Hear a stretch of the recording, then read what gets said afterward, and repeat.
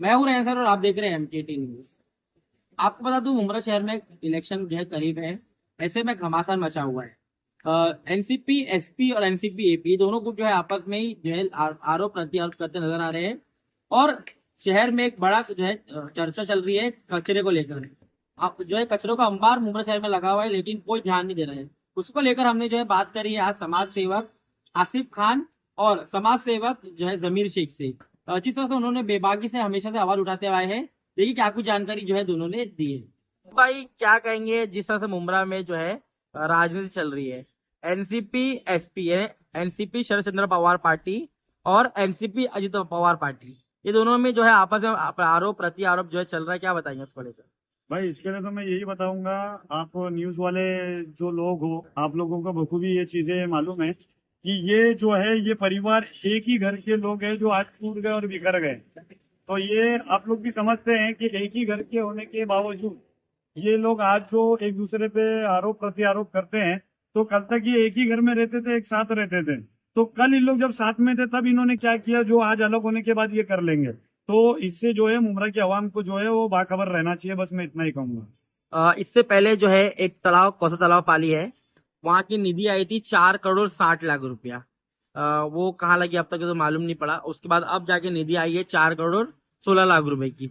उस पर काम चालू है, लेकिन कहीं ना कहीं ये फिर जो है क्रेडिट लेने दोनों आप पार्टी जो है आपस में आ रही है। क्या बताएंगे इस पर लेकर? भाई मैं इस मामले को लेकर के इतना ही बताऊंगा, मुमरा की आवाम को अवेयर करना चाहूंगा कि भाई ये ऐसी निधियां जो है वो इलेक्शन आने से पहले कई बार आती है। हाँ। मुमरा की आवाम को लॉलीपॉप दिया जाता है कि ये लॉलीपॉप लो और इसको चूसते रहो, ये काम तुम्हारे होते रहेंगे। ये ख्वाबों में ही पूरे होते हैं, ये कभी हकीकत नहीं होते। तो मैं यही बोलना चाहूंगा कि जो लोग आज हम लोग जो है किसी पार्टी के मेंबर बन करके या पोस्ट होल्डर बन करके नहीं आए, हम मुमरा शहर के जागरूक नागरिक होने के नाते से हम लोग आपके सामने आए हैं। आपने जो सवाल किया उसका जवाब दे रहे हैं।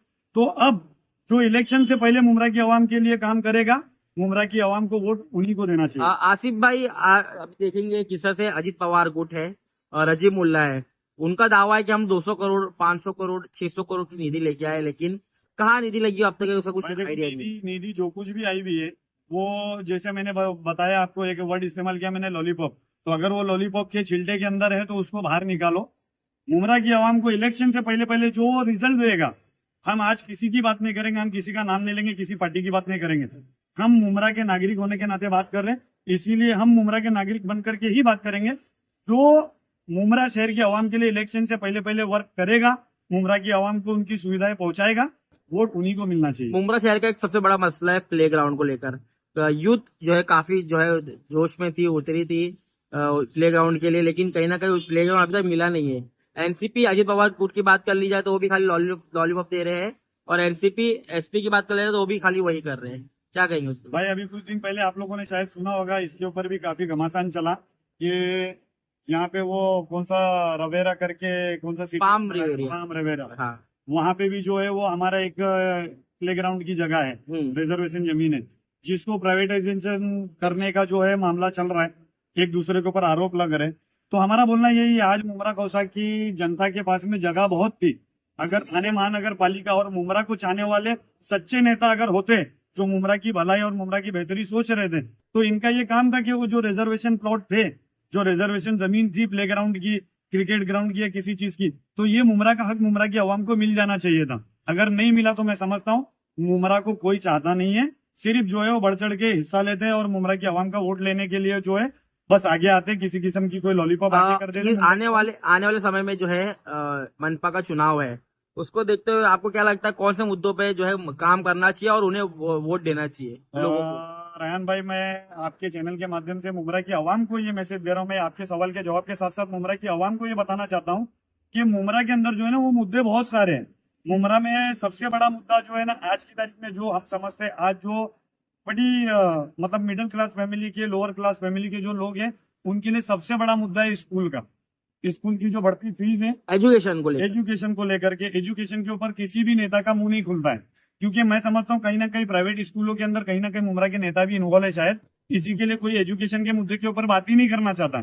उसके बाद पानी का मुद्दा हमारे पास बहुत बड़ा है। आज जो इलीगल जो कंस्ट्रक्शन हुआ, हम इलीगल कंस्ट्रक्शन के खिलाफ नहीं है, जो गरीबों ने घर खरीदे हम उसके खिलाफ नहीं है, लेकिन हम इस चीज के खिलाफ है कि इलीगल कंस्ट्रक्शन जो इतने बड़े तादाद में हो रहा है, इतने बड़े पैमाने पे हो रहा है, इसकी वजह से जो है पानी का भी कहीं ना कहीं डिस्ट्रीब्यूशन अलग अलग हो जाता है। बढ़िया इस आता है। वजह से पानी का भी एक हमारे पास बहुत बड़ा मुद्दा है।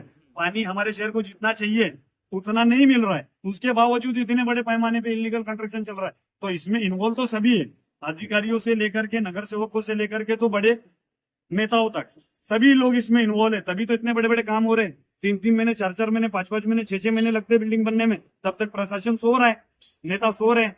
तो ये मुमरा की अवाम को सोचना पड़ेगा कि मुमरा की अवाम के साथ जो है बड़े लेवल पे धोखा हो रहा है, और ये धोखा देने वाले कहीं ना कहीं मुमरा के अधिकारी और मुमरा के नेताओं का सबसे बड़ा हाथ। अभी आप देखेंगे जिस तरह से कब्रस्तान का मुद्दा चल रहा है, आप उसी वार्ड में रहते हैं, रशीद दरगाह गली में। दरगाह। हाँ, तो वो दरगाह कब्रस्तान को लेकर भी काफी घमासान मचा हुआ है। पिछले कुछ दिनों से एफआईआर, एक दूसरे पर एफआईआर भी की जा रही है, क्या बताएंगे उसको लेकर? देखो भाई, इसके लिए तो मैं ये बताना चाहूंगा, पहली बात तो ये हमारी जो है आखिरी जगह है, कब्रस्तान जो है वो हमारा आखिरी घर है।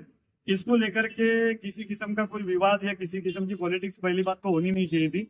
उसके जो जिम्मेदार है, जो अपने आप को जिम्मेदार बताते हैं, ये उनका बड़प्पन होना चाहिए था कि जब पब्लिक जमा हुई थी, लोग जमा हुए थे, उस दौरान में 2-3 बड़े लोग आ जाते, बैठते, अगर सही मायनों में अगर उन लोग बता रहे थे कि भाई सारे डॉक्यूमेंट के ऊपर अमृत नगर लिखा हुआ है, सिर्फ एक डॉक्यूमेंट के ऊपर उनके कौसा आ गया, तो भाई इसके ऊपर एफिडेविट ले लेते, घर के लोगों के प्रूफ उसके साथ में अटैचमेंट कर लेते, और अपना दिल बड़ा करते, खुद बड़े बन करके जो है वो मैयत को वहां दफन करने के लिए दे देते, तो शायद इतनी बड़ी जो है ये लड़ाई का विषय नहीं बनता, वो मैयत की इतनी बड़ी बेहरमत कब्रस्तान को कहीं ना कहीं राजनीति अखाड़ा बना दिया गया था। बेशक बेशक उसको लेकर क्या अखाड़ा बनाया गया है।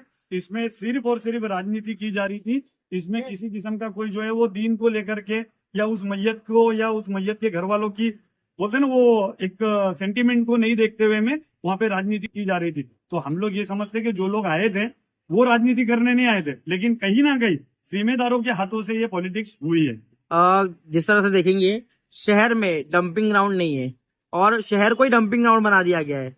जगह जगह पे कचरे का बड़ा बड़ा अंबार लगा हुआ है, ढेर लगा हुआ है। उसको लेकर क्या कहेंगे आप? रोशनी फरमाइए। मैं तो बस यही कहना चाहता हूँ कि जनता सारी चीजें देख रही है। ये जो कचरा जमा हो रहा है, तो इस कचरे के ऊपर आप लोग जितने भी मुमरा के लोग हैं वो सारी चीजें देख रही है, सियासत हो रही है, और ये सियासत नहीं होना चाहिए।